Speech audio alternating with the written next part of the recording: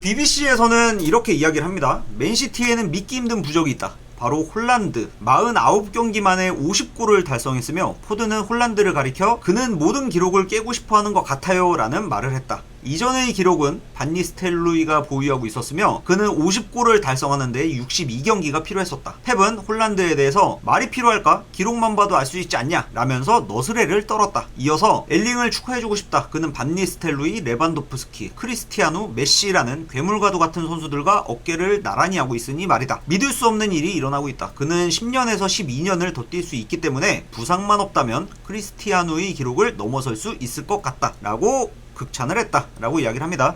사실은 이게 되게 좀 겸손하게 이야기를 하는 편이거든요. 보통은 아스날이라는 또 중요한 경기를 남겨놓고 있는 상황이라서 펩 같은 경우에는 언제나 이럴 때는 좀 눌러 담는 듯한 이야기를 많이 하는데 홀란드에 대한 칭찬은 아끼질 않아요. 이거는 어쩌면은 맨유전 이전에 프레스 컨퍼런스에서 그 이사크랑 홀란드를 비교하는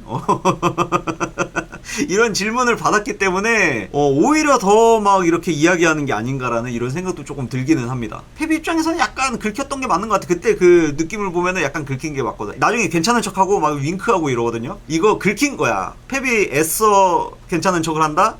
이거는 긁힌, 마음속은 불글불글 끓고 있다, 이렇게 해석하면 되는 부분이거든요. 그리고 펩은 TNT와 인터뷰에서 이렇게 이야기를 합니다. 챔스에서의 시작이 완벽했다. 이탈리아 팀들의 수비력은 믿을 수 없는 수준이었다. 나폴리는 10명의 선수들로 대부분의 시간을 소화했는데 그들의 집중력은 존경받아 마땅하다. 힘든 한 주였으며 일요일에는 더 큰 도전을 맞이하게 되었다. 하지만 다행스럽게도 좋은 분위기로 경기에 임할 수 있게 되어 기쁘다. 5m 이내에서는 도쿠를 막을 선수는 없다. 그는 정말 훌륭하다 라고 이야기를 합니다. 근데 여기서 중요한 거는 우리가 짚고 넘어가야 될 점이 있어요. 지난 시즌에는 도쿠에 대해서 7m 이내에서는 최고의 선수다라고 얘기했는데 2m가 줄었습니다. 2m가 줄어들었어요. 이거 분명히 7m라 그랬고 그 전엔 15m라고 들었었거든. 점점 줄어들고 있어. 그 전 시즌에는 15m라고 했단 말이야. 근데 지난 시즌에는 7m라고 그러고 지금 또 이제 5m라 그래. 이거 최고의 선수에 대한 공간이 도쿠의 공간이 점점 줄어들고 있다. 왜냐면은 펩은 선수 평가에 있어서 되게 냉철하거든. 자기 선수일지라도 되게 굉장히 그 T 성향을 갖고 있는 사람처럼 되게 날카롭게 이야기를 해요. 좋은 분위기 속에서도 아닌 건 아니라고 이야기를 하거든. 이를테면 누네스 그 말씀 많이 들었죠. 누네스에 대해서 뭐 예전에 뭐 스포르팅과의 경기에서 누네스는 월드 클래스다 라고 이제 인터뷰를 했었는데 그 선수를 이제 영입하게 된 소감이 어떠냐 라는 질문에 펩이 어떻게 대답해요? 내가 그런 적이 있었어? 야, 그 정도는 아니야. 미안해. 그 정도 선수는 아닌데 야, 미안하다. 좋은 선수는 맞는데 월드 클래스는 아니야. 이건 정정할게 라고 이야기를 했다든지, 언젠가는 또 누네스에 대해서 이 선수는 좋은 선수인데 중원에서 미드필더로 나올 정도의 지능을 갖고 있진 않아. 그래서 미드필더로 쓸 수는 없어 라고 이야기를 한다라든지 되게 엄격하게 이야기를 하잖아. 근데 도쿠에 대해서는 점점 이게 줄어들고 있습니다. 이제는 이제 7m에서 5m까지 줄어들었어요. 다음 시즌에는 3m까지 내려갈 수도 있다라는 이런 생각을 좀 해봅니다. 스카이 스포츠와 인터뷰에서는 이렇게 이야기를 합니다. 지난 시즌에 인테르전보다 더 나은 출발을 했다. 훌륭한 클럽을 상대로 큰 승리를 거둘 수 있게 되어 기쁘다. 지난 두 경기, 그러니까 메뉴 나폴리전, 우리 팀의 경기력은 다른 느낌을 선사했다. 그러니까 지금까지와는 다른 느낌을 선사했다라는 거예요. 메뉴전 이전에 그 경기 프리뷰에서 스카이 스포츠 패널이 또 그런 이야기를 한 적이 있어요. 이 인터내셔널 브레이크가 펩에게는 매우 큰 선물로 작용하게 될 거다. 왜냐면 잘못된 부분을 보완하고 수정할 시간을 펩에게 주었으니까 말이다. 이거는 어쩌면 경쟁팀들에게는 악재와도 같다라는 식으로 이제 코멘트를 했는데 맞죠? 지금 그렇게 이어지고 있죠. 진짜 거짓말처럼 아예 다른 팀이 되어 버렸습니다. 인터내셔널 브레이크 이전까지와 그 이후 지금 맨시티는 아예 다른 팀과도 같은 이런 모습을 보여주고 있어요. 참 신기하죠. 공격수들과 수비수들은 모두 침착했으며 바디랭귀지도 믿기 힘들 정도로 좋았다. 그러니까 선수들 간에 경기장 위에서의 소통에 대해서 이게 얼마나 중요한지 이제 펩은 또 계속해서 지속적으로 이제 강조를 하고 있는 부분이죠. 이거는 그 전에 그 맨유전에서도 여실히 드러났었거든요. 이것도 이제 그 평일 방송 때쯤에 한번 말씀을 드렸었는데, 자, 이거 메뉴전 상황인데 이때도 포든이 올바르지 못한 포지셔닝을 가져가니까 경기장 위에서 홀란드가 바로 이렇게 지시를 하죠. 여기서 이 포켓으로 들어가야 돼. 그러면서 다른 선수들을 불편하게 만들어야 이 미드필더들이 수비 가담을 할 수가 없어. 너 여기서 해야 돼. 너는 의도적으로 고립된 지역에 들어가야 돼. 라고 이제 지시를 해주고 있는 부분이죠. 잘못된 점들을 경기장 위에서 계속 소통을 해주고 있습니다. 그리고 여기 뒤에 보면요, 그바르디올도 이야기해주고 있어요. 야, 너 거기 서면 안 돼. 라고. 각자가 알아서들 소통을 하고 있는 모습들을 지속적으로 보여주고 있습니다. 이런 모습들은 나폴리전에서도 마찬가지로 연출이 됐었어요. 그러니까 이 부분에 대해서 매우 좋았다라고, 선수들이 자발적으로 판단해서 소통해주는 이런 모습들이 너무 탁월했다, 훌륭했다라고 이제 이야기를 하는 부분인 거죠. 힘든 한 주가 계속되고 있으며 일요일에는 엄청난 도전을 앞두고 있다. 하지만 무거운 마음으로 가는 것보다는 훨씬 나은 것 같다 라고 이야기를 하면서 인터뷰를 마무리합니다.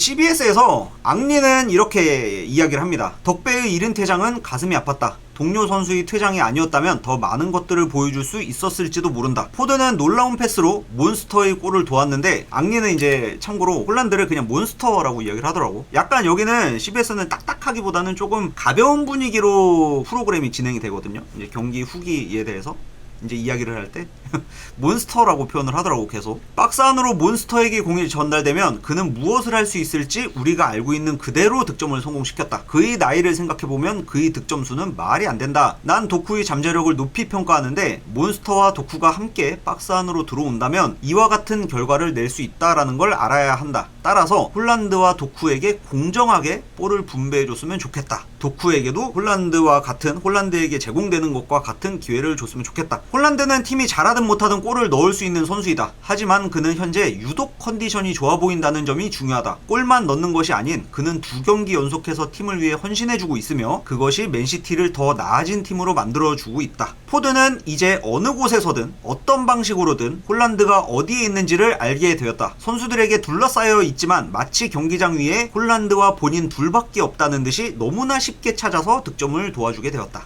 참 그 표현 잘하죠. 앙리는 말을 참 잘해. 근데 왜 앙리는 코치나 감독을 할 때는 왜 이게 왜 안 돼? 라는 그런 방식으로 접근을 하는지 모르겠어. 본인이 봤을 때는 너무나 쉽게 어려운 것들을 해서 그런 건지 모르겠지만. 그래서 이제 이렇게 극찬하는 앙리를 보면서 캐러거가 이렇게 물어봐요. 앙리야, 네가 봤을 때는 홀란드는 얼마나 저평가된 선수 같아? 라고 이제 질문을 합니다. 완전 정색하면서 앙리가 이렇게 대답을 해요. 그는 과소평가할 선수가 아니다. 그냥 최고의 선수이며 최고라는 호칭을 받는 것이 당연한 이치이다. 골을 넣는 것을 가장 쉽게 생각하는 선수는 홀란드가 처음이다. 숫자는 거짓말을 하지 않는다. 그러니까 이게 다른 통계들 같은 경우에는 어느 정도 뭐 해석해볼 만한 여지가 있는데, 골 기록은 이거는 뭐 해석할 여지가 없죠. 골이라는 숫자는 정말 그냥 그대로 받아들이면 되는 부분이기 때문에 이 홀란드의 말도 안 되는 챔피언스리그 49경기 50골이라는 터무니없는 어마어마한 이 숫자는 거짓말을 하지 않는다라는 거예요. 그의 골 기록은 그 어느 선수들보다 역사적인 수치이다. 다만 그는 그걸 너무 쉽게 하기 때문에 때때로 사람들은 득점을 쉽게 할 수 있다는 게 얼마나 대단한 일인지를 인지하지 못하며 그를 낮춰서 이야기한다 라고 이야기를 해요. 그러니까 안타까운 감정이고, 프론트맨으로서 홀란드가 얼마나 대단한지를 알고 있는 부분인 거죠. 그리고 반대로 생각해보면은 앙리가 이 정도로 이제 홀란드 프론트맨을 이 정도로 이제 극찬을 해준다라는 게 어느 정도 큰 의미인지도 우리가 생각해 볼 수 있는 부분이에요. 그죠? 이러니까 이제 캐러거가 맞장구를 쳐요. 맞아. 메뉴전에서도 그랬지만은 홀란드는 박스 안에서 공을 잡았을 때 그걸 성공시키지 못할 것이라는 생각이 들지 않는 유일한 선수가 맞아! 라고 이제 대답을 하면서 홀란드에 대한 코멘트가 마무리가 돼요. 그러니까 뭐 지난 경기들에서 보면은 뭐 다 좋았습니다. 모든 선수들이 다 좋았는데 결국에는 홀란드예요. 축구라는 스포츠는 결국에는 득점만 성공시키면 되는 거거든요. 뭐가 어떻게 됐던 간에 골만 들어가면 됩니다. 아주 유명한 일화가 있죠. 그 콤파니가 레스터 시티전을 맞이해서 이제 경기 종료 직전에 이제 스크리머를 시도하게 되는데 펩은 말리죠. 안 돼 하다가 이제 골이 들어가니까 와 해버리지.